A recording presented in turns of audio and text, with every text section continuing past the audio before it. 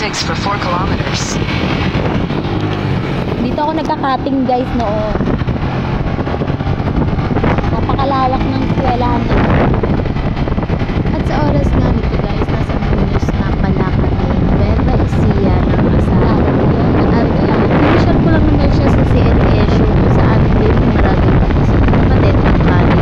At paulit-ulit ko nag-focus sa asawa ko. Dito lang naman ayaw ko at tinatamad ako sa klase at inaantok. Nag-over the pagod ako para lang makarating dito. At para makarenta lang din ng bike at malibot ang buong eskwelahan na to.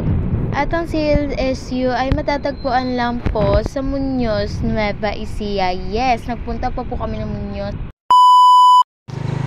So, ito nga yung itsura ng loob ng CLSU. Sobrang lawak. Kung ano-ano na lang yung mga nakatayo. Meron pa dito bahay. Nandito na lahat. BDO, hospital. Ayan.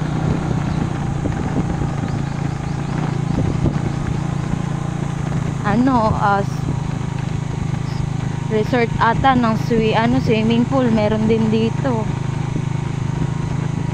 Napakalawak nito, mas malawak pa sa EBSA. Mas malawak pa yun. Oy, mas malawak sa EBSA. Di mo pa kasi nalilibot maigi eh. Ayan, may Chinese. Pwede ka mag-picture dyan tayo man. Ayan o, dyan kami nagpipicture. At pagtapos ko siya ilibot sa CLSU sa Muñoz, Nueva Ecija, ay dumaretso naman po kami sa Urdaneta, Pangasinan para rin po makita ang mga kaibigan ko po doon. At doon rin po kami mag-i-stay bago kami tumuloy sa Baguio. At dito nga ay palubog na nga ang araw, kaya kitang-kita naman talaga natin yung napakagandang sunset. Pag talaga sa probinsya, sobrang sarap talaga. Ang peaceful talaga. At ito, nakarating na kami sa bahay ng tropa ko at ayan nga, tuwang-tuwa ako kasi nga kulay green lahat ng kulay ng bahay nila. At ayan nga, nagbibihis pa yung asawa kong mabantot.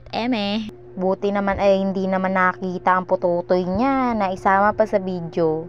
At dito nga ay lalabas na ako para makita nyo talaga yung sala ay kulay green din. Hanggang kwarto green, hanggang CR, hanggang labas, buong bahay talaga nila is green.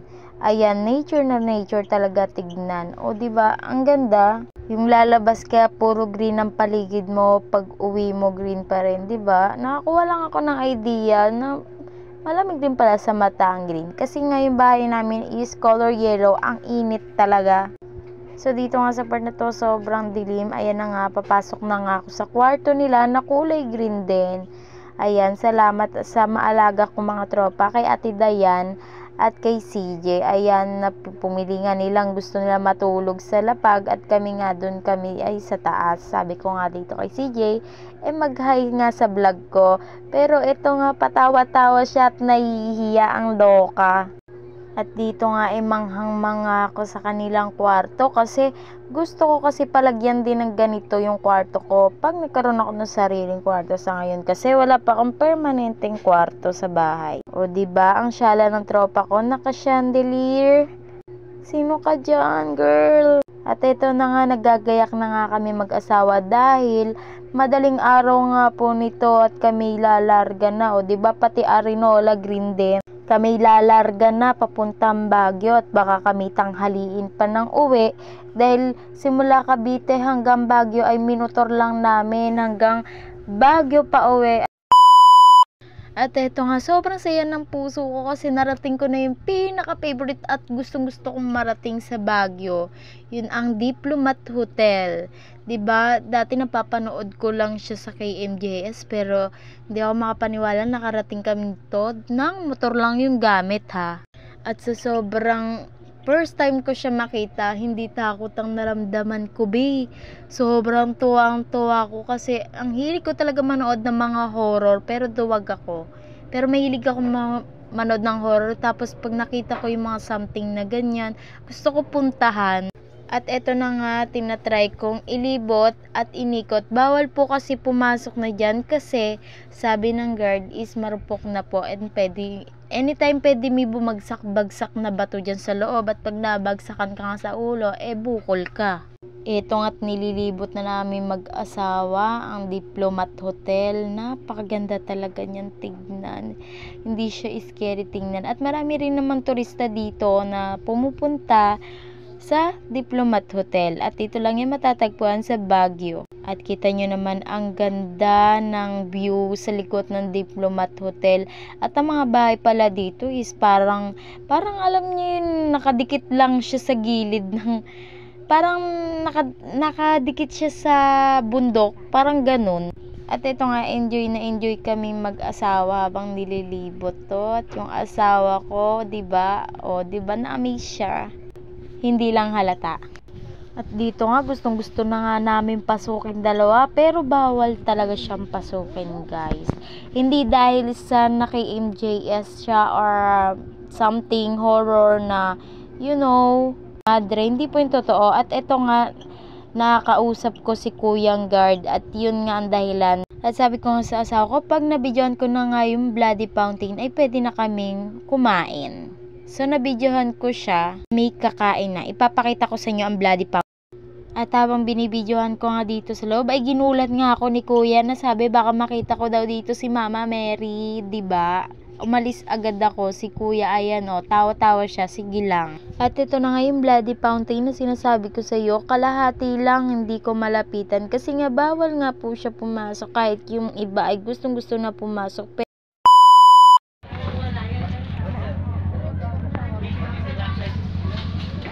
So, pagkatapos ko nga mabidyo ang bloody fountain mula sa Diplomat Hotel, ay nagpunta naman kami sa Burnham Park lang.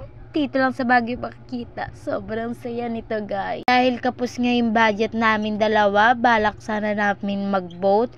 Pero naranasan na rin naman namin yan dito sa Cavite. Dito lang naman yun sa Aplaya, sa Wawa Uno.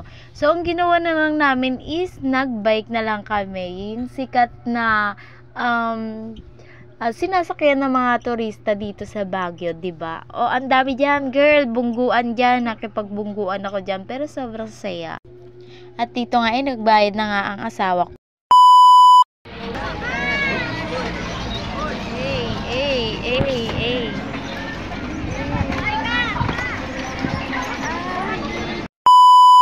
At yung driver ko. Kapag padya ko.